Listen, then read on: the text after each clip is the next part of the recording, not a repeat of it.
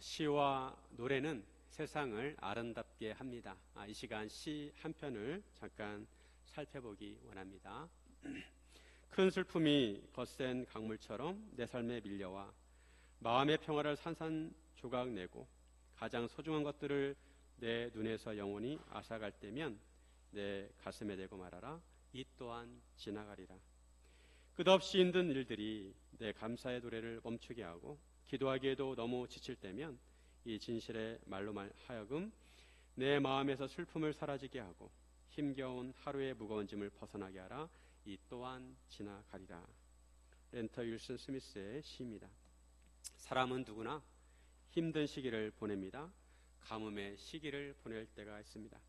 가뭄이란 현실과 또 하나님의 일하심이 서로 어울리지 않는 것처럼 생각될 수 있습니다. 하나님께서 일하시면 가뭄이 없어져야 하는데 어떻게 하나님께 일하시는데 가뭄이 지속될까 생각할 수 있습니다. 하지만 우리는 가뭄 속에서도 하나님께서 일하신다는 것을 믿어야 합니다. 이런 의미에서 우리가 가뭄의 시기를 지날 때 어떤 믿음을 가져야 하는지 함께 나누기를 원합니다. 첫째, 하나님의 때를 신뢰해야 합니다. 우리가 가뭄을 겪을 때 우리 입장에서 가뭄이 빨리 끝나기를 바랍니다. 하지만 하나님께서는 우리가 바라는 때가 아니라 하나님의 때에 일하십니다.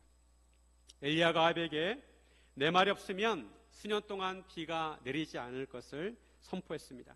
엘리야가 선포한 대로 비가 오지 않았습니다. 엘리야가 처음에 구했던 그리시네가도 말라서 마르고 모든 곳에 가뭄이 계속되었습니다. 여러분, 가뭄을 경험한 적 있습니까? 저는 어렸을 때 시골에서 자랐는데 가뭄을 경험한 적이 있습니다. 가뭄이 들면 물을 구하기가 쉽지 않습니다. 또랑에 물이 말라 바닥이 드러납니다. 논에 물을 대야 하기에 또랑에 물을 모으기 위해서 중간중간에 돌을 쌓아서 물을 모읍니다. 그런데 그 물을 자기 논에 서로 대려고 경쟁이 치열합니다. 물이 흘러가는 순서가 있습니다. 윗논에 먼저 물을 대고 그 다음에 아랫논에 물을 대야 합니다.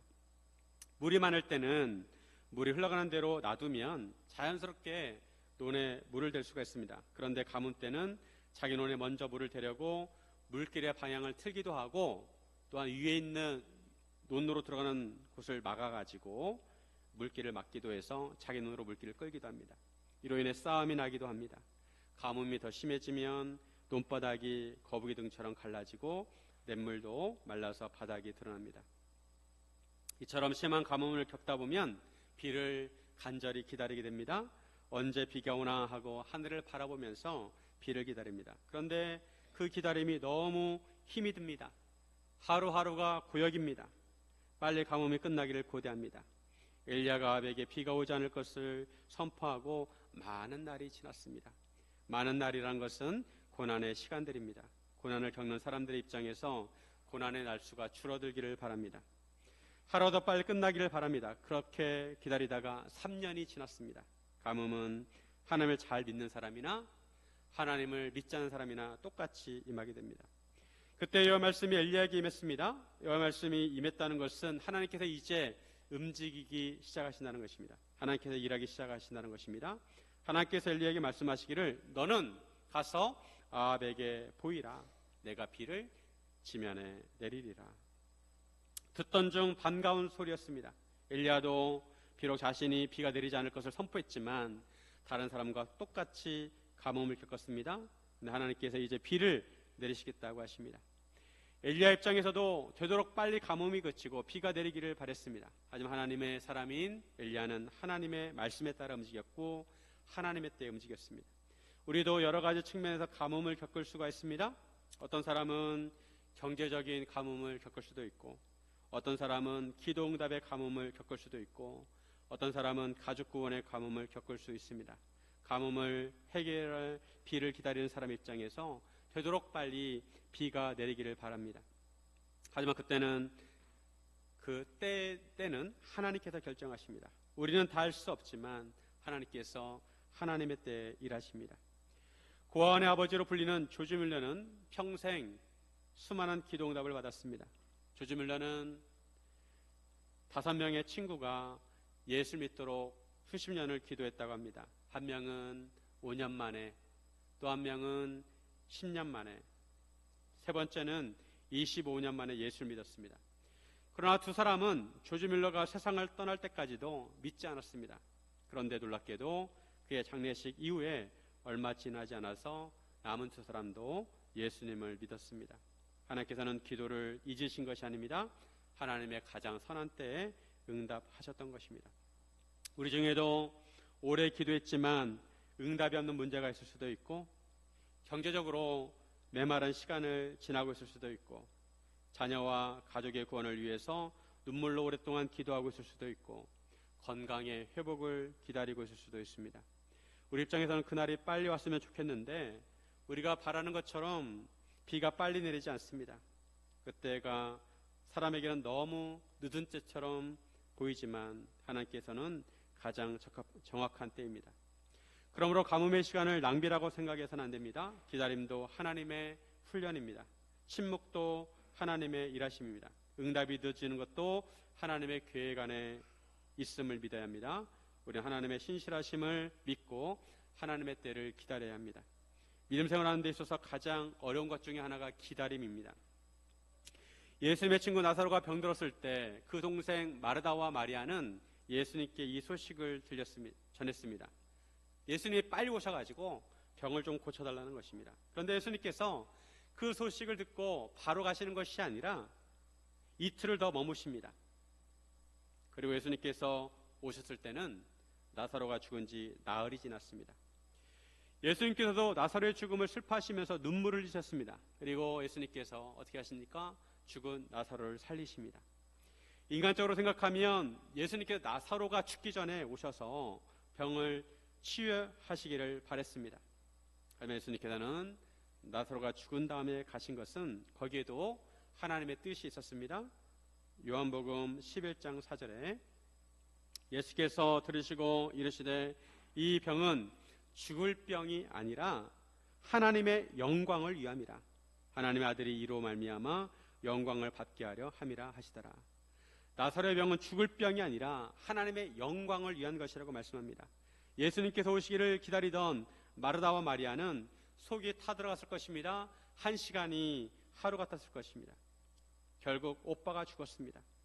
그래도 예수님 오지 않았습니다. 하지만 예수님께서는 하나님의 때에 맞추어서 정확하게 오셨습니다. 그리고 죽은 나사로를 살리셨습니다. 하나님의 때와 사람의 때가 다릅니다. 하나님의 때와 사람의 때의 격차 때문에 우리는 기다림의 훈련을 받아야 합니다. 성경에 나오는 믿음의 사람들을 보면 기다림의 훈련을 통과했습니다. 아브라함도 언약의 아들을 얻기 위해서 25년을 기다렸습니다. 요셉도 감옥에서 술관원을 꿈을 해몽해 줌으로 인해서 도와주었는데 이 술관원이 감옥을 나가더니 요셉을 잊어버립니다.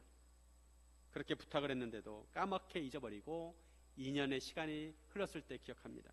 요셉은 그 시간을 기다렸습니다. 다윗도 이스라엘 왕으로 선택되어서 기름 부음을 받았는데 오랜 세월을 광야에서 기다렸습니다. 사울왕을 죽일 수 있는 기회가 2번 있었지만 사울왕을 죽이면 금방 고난이 끝나고 왕이 될 수 있었지만 다윗은 하나님께 맡기고 기다렸습니다. 이들 하나같이 하나님의 때를 신뢰했습니다. 우리 하나님의 때를 기다리다가 지칠 때가 있습니다.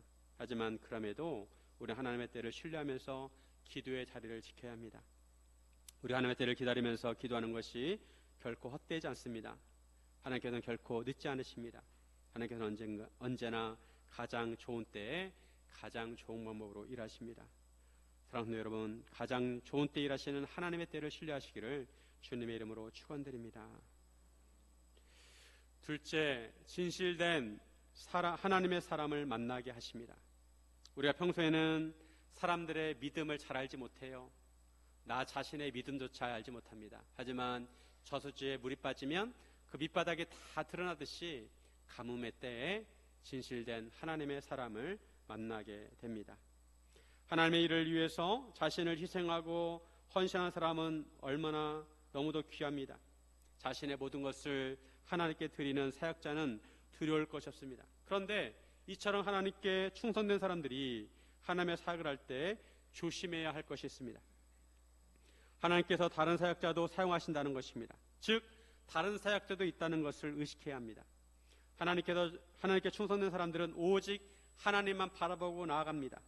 앞만 보고 갑니다. 이것은 너무나 중요한 태도입니다. 하지만 정말 하나님을 위한다면 하나님을 바라보는 동시에 하나님께서 세우신 다른 사역자도 바라볼 줄 알아야 합니다. 그래서 서로 보조를 맞추어서 하나님의 일을 해야 합니다. 나 외에 다른 사역자가 없다고 생각하는 것은 한편으로 교만입니다. 그런 자세는 하나님의 중심이 아니라 자기 중심입니다. 자기 외에 다른 사람을 다 부정합니다. 이것은 옳은 자세가 아닙니다.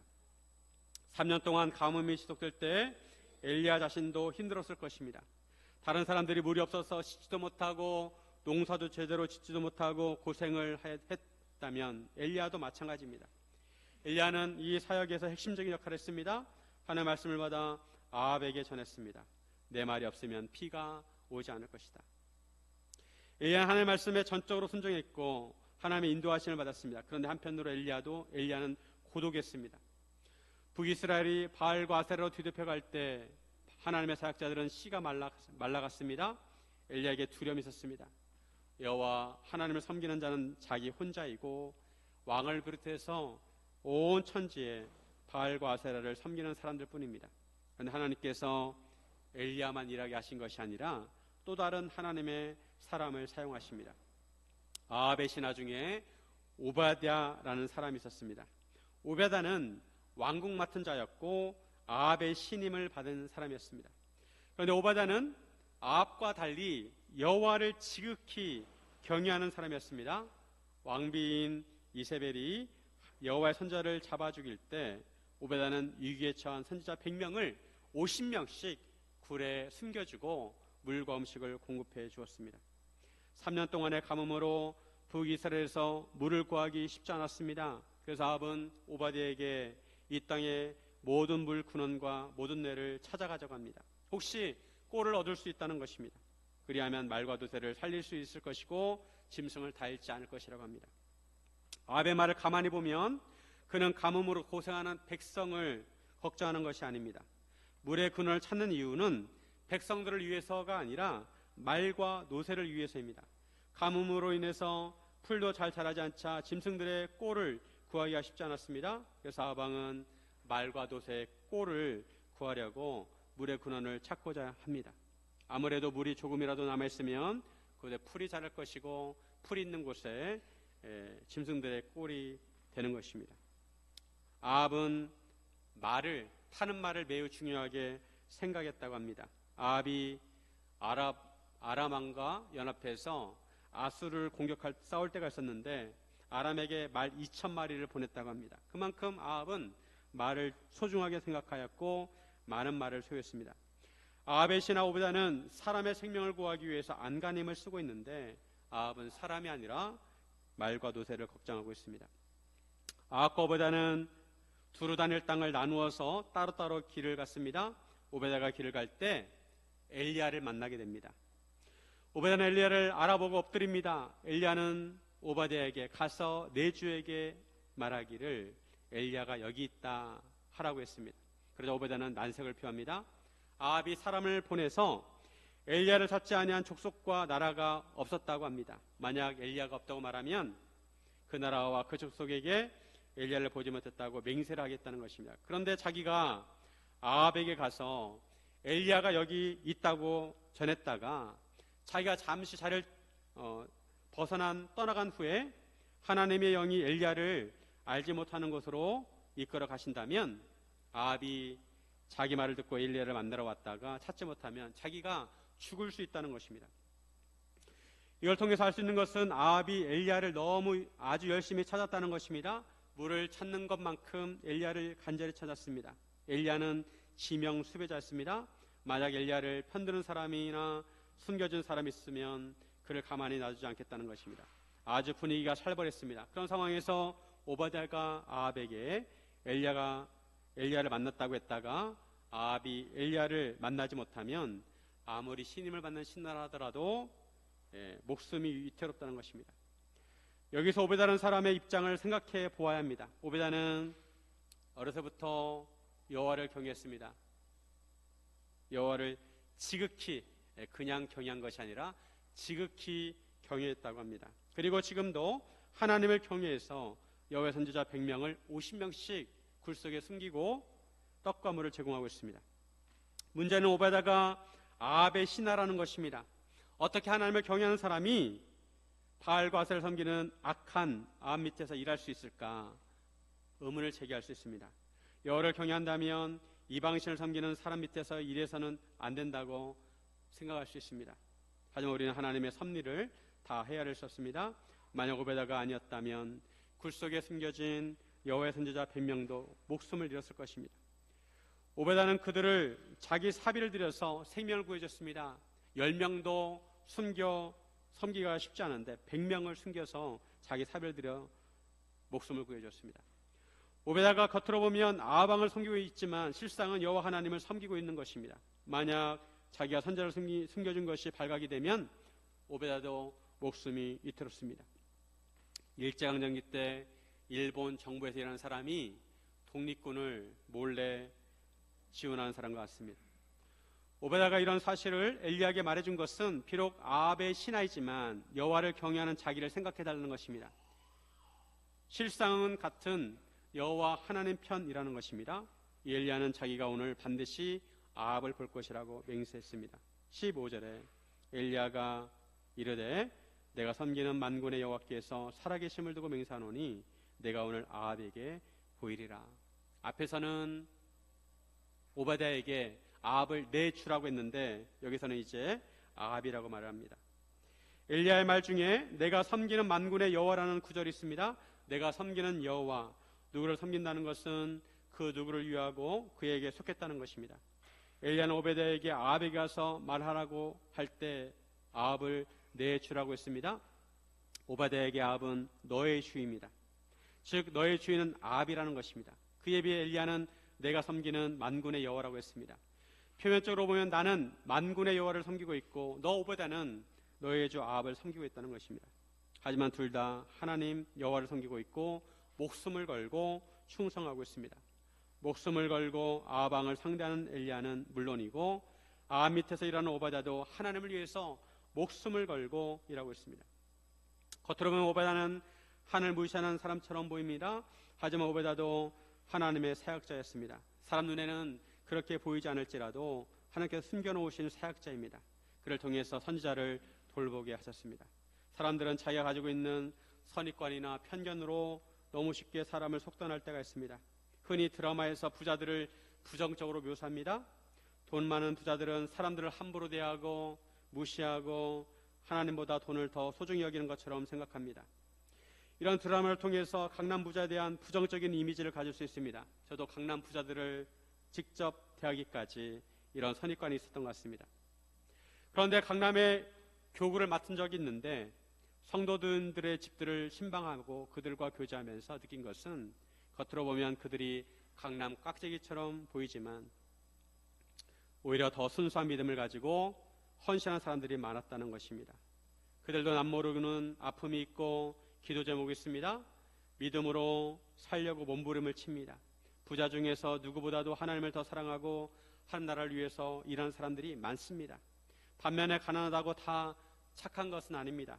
오히려 더 악랄하고 이기적인 믿음을 가진 사람들이 있습니다. 요지는 환경을 보고 사람을 속단해서는 안 되고 하나님처럼 그 마음 중심을 보아야 한다는 것입니다. 사람마다 다 다릅니다. 각양각색입니다. 하나님은 진실된 사람을 찾습니다. 그래서 우리는 사람을 볼 때 함부로 속단해서는 안 됩니다. 겉모습만 보고 평가해서는 안 됩니다. 그 어떤 사람도 사람을 온전하게 평가할 수 없습니다. 그 사람이 살아온 인생 전체를 알지 못하고 그 사람의 마음과 환경을 다 알지 못하기 때문입니다. 오직 하나님만이 아십니다. 나의 환경이 다르고 나와 환경이 다르고 상황이 다르다고 해서 속단해서는 안 됩니다. 하나님께서는 필요에 따라 하나님의 사람을 적재적소에 배치하십니다. 다니엘과 친구들도 하나님을 섬기기로 마음에 결정했지만 바벨론 왕의 신하였습니다. 그래서 우리는 기본적으로 사람을 사랑하고 한 인격체로 존중할 줄 알아야 합니다. 예수님께서 사람을 그렇게 대하셨습니다. 예수님께서는 온유하고 겸손하셔서 사람을 대하실 때 진지하게 대하셨습니다. 우리 예수님처럼 사람을 대해야 합니다.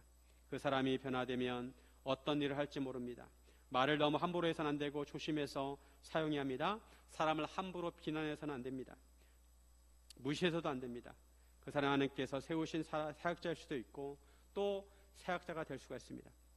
하나님께서는 가뭄의 시기에 진실된 믿음의 사람을 만나게 됩니다. 이런 진실된 사람을 만나면 얼마나 든든한지 모릅니다. 우리 신앙생활에도 큰 힘이 됩니다. 바울은 감옥에 갇혔을 때 많은 사람들이 바울의 곁을 떠나갔지만 디모데는 끝까지 남아서 바울을 지켰고 오네시보로도 오히려 바울을 찾아갔습니다. 사랑하는 여러분, 예수님의 마음으로 사람을 대하시기를 주님의 이름으로 축원드립니다. 셋째, 최후 승리를 믿어야 합니다. 하나님의 사역자가 하나님의 일을 할 때 위기의 순간들이 있습니다. 특히 가뭄의 때가 더 그렇습니다. 그런 위기의 순간을 만날 때 두려움을 느낍니다. 그때 하나님께서 우리를 보호하시고 최후 승리를 하게 하심을 믿어야 합니다. 가뭄 때 최후 승리를 믿어야 합니다. 오베데가 가서 아합을 만나 엘리야의 말을 전했습니다. 드디어 두 사람이 만나게 됩니다. 아합이 엘리야를 만나러 가다가 엘리야를 보자 이스라엘을 괴롭게 하는 자여 너냐라고 합니다. 아합의 말에 분노가 느껴졌습니다. 이렇게 말하는 아합은 이스라엘의 가뭄이 3년 동안 들어서 고생한 것은 전적으로 엘리야 탓이라는 것입니다. 그것도 그럴 것이 엘리야 그 전에 아합에게 자기 말이 없으면 비가 내리지 않는다고 했기 때문입니다. 하지만 엘리야는 처음에 분명히 이렇게 말했습니다. 17장 1절에 같이 한번 있습니다. 길라앗에 우건한 자 중에 제 사람 엘리야가 아합에게 말하되 내가 섬기는 이스라엘 하나님 여호와께서 살아계심을 두고 맹세하노니 내 말이 없으면 수년 동안 비도 이슬도 있지 아니하리라 하니라. 엘리야가 비가 오지 않을 것이라고 말하기에 앞서서 뭐라고 말했냐면 내가 섬기는 이스라엘 여호와께서 살아계심을 두고 맹세하노니 라고 했습니다. 엘리야는 중요한 말할 때마다 이렇게 말했습니다. 오베데에게도 말할 때도 내가 섬기는 만군의 여호와께서 살아계심을 두고 맹세하노니 라고 했습니다. 엘리야가 아합에게 말하는 것은 단순히 개인적인 말이 아니라 하나님의 말씀이었습니다. 아합에게 전한 하나님의 심판의 말씀이었습니다. 그런데도 아합은 엘리야 탓을 했습니다. 죄인들은 탓을 합니다. 하나님께서 죄인들에게 벌을 내리시거나 심판하시면 자기를 돌아보는 것이 아니라 그 책임을 다른 사람에게 넘기고 다른 사람 탓을 합니다. 지난 주일 오후에도 살펴봤지만 인류 최초의 인간인 아담이 죄를 짓고 나서 하와를 탓하고 하와는 뱀을 탓합니다. 아담은 은근히 하나님 탓을 합니다. 하나님이 그 여자를 나에게 주셨다는 것입니다. 남 탓하는 것이 죄인의 특성입니다. 이스라엘 3년 동안 가뭄이 임한 것은 엘리야 때문이 아니라 바로 아합 때문이었습니다. 아합은 북이스라엘 왕으로서 마땅히 여호와 하나님을 섬겨야 하지만 그는 이방신인 바알과 아세를 섬겼습니다. 이에 대해서 하나님께서 율법에 정하신 대로 가뭄을 주신 것입니다. 18절 같이 한번 읽습니다. 그가 대답하되 내가 이스라엘을 괴롭게 한 것이 아니라 당신과 당신의 아버지의 집이 괴롭게 하였으니 이는 여호와의 명령을 버렸고 당신이 바알들을 따랐습니다. 엘리야가 착각하고 있는 아합에게 진실을 말해줍니다. 자기가 이스라엘을 괴롭게 한 것이 아니라 바로 당신과 당신의 아버지가 아버지의 집이 괴롭게 했다는 것입니다. 아합 당신이 여호와의 명령을 버렸고 아합 당신이 바알을 따랐기 때문이라는 것입니다. 아합이 착각하고 있는 것을 바로 잡아주었습니다. 같은 가뭄의 현상을 놓고 해석이 다릅니다. 엘리야 생각과 아합의 생각이 다릅니다. 서로 생각이 달랐습니다. 우리도 이럴 때가 있습니다. 우리가 살아가는 이 현실에서 같은 현상이나 일을 놓고 서로 의견이 다릅니다. 내가 옳고 내가 틀렸다고 합니다. 세상에서는 하나님의 말씀과 세상 사람들의 주장이 서로 충돌합니다. 그래서 세상에서는 끊임없이 진리 전쟁이 일어납니다. 무엇이 진리이고 무엇이 맞는 것인지 계속 논쟁을 합니다. 무엇이 참이고 무엇이 거짓인지 계속 싸웁니다. 그 이면에 영적 전쟁이 있습니다. 하나님께서는 복음을 통해서 영혼들을 구하려고 하시는데 사탄은 영혼 구원을 방해합니다. 하나님에 대해서 관심을 갖지 못하게 합니다. 이런 영적 전쟁이 마지막 때까지 계속될 것입니다. 그래서 성도들은 항상 영적 전쟁을 준비해야 합니다. 하나님의 전신갑주를 입고 영적으로 무장을 하고 영적 전투를 해야 합니다. 선지자 엘리야도 영적 전쟁을 선포합니다. 엘리야나 아합에게 누구 말이 진실인지 누구 말이 거짓인지 가리기 위해서 요청을 합니다. 사람을 보내 온 이스라엘과 이세벨 상에서 먹는 바알 선지자 450명과 아세라 선지자 400명을 갈멜산으로 데려오라고 합니다. 여호와와 바알 중에 누가 진짜 하나님이신지 가리자는 것입니다. 갈멜산은 지중해 옆에 있습니다. 갈멜산 꼭대기에서 서쪽을 바라보면 지중해가 보입니다. 이스라엘과 두로의 경계선에 있습니다. 갈멜산에 굴이 많았다고 합니다. 그래서 그런 굴에 오베데가 선지자를 숨겼을 것입니다. 갈멜산의 뜻은 하나님의 포도원의 뜻이죠. 하나님의 포도원, 즉 하나님의 산이라는 것입니다. 그런데 갈멜산에 바알과 아세라를 섬기고 있습니다. 하나님의 제단이 무너지고 이방신의 제단이 세워져 있습니다. 그래서 엘리야는 그곳에 다시 하나님의 제단을 세우려고 합니다. 이제 엘리야는 갈멜산에서 한판 승부를 하게 됩니다. 1대 450으로 싸우게 됩니다. 이때 믿음의 사람들에게 필요한 것이 담대함입니다. 아무리 용감한 군인이라더라도 1대 450을 감당할 수가 없습니다. 흔히 특수부대원을 일당 100이라고 합니다. 한 사람이 100명을 상대한다는 것입니다. 그런데 엘리야는 450명을 상대해야 합니다. 오늘 말씀대로 하면 850명을 상대해야 하는데 그날 아세라 선지자들은 오지 않았습니다. 이런 상황에서 엘리야는 담대하게 영적 전쟁을 선포합니다. 하나님의 사람이 하나님의 일을 할 때 담대해야 합니다. 모세가 죽고 여호수아가 이스라엘 지도자가 되었을 때 하나님께서 여호수아에게 강하고 담대하라고 하십니다. 여호수아 1장 6절 같이 한번 읽습니다. 강하고 담대하라. 너는 내가 그대 조상들에게 맹세하여 그들에게 주리란 땅을 이 백성에게 차지하게 하리라. 40년 동안 광야를 모세가 인도했습니다. 모세는 아주 위대한 지도자예요. 하나님을 대면하고 많은 기적을 행했습니다.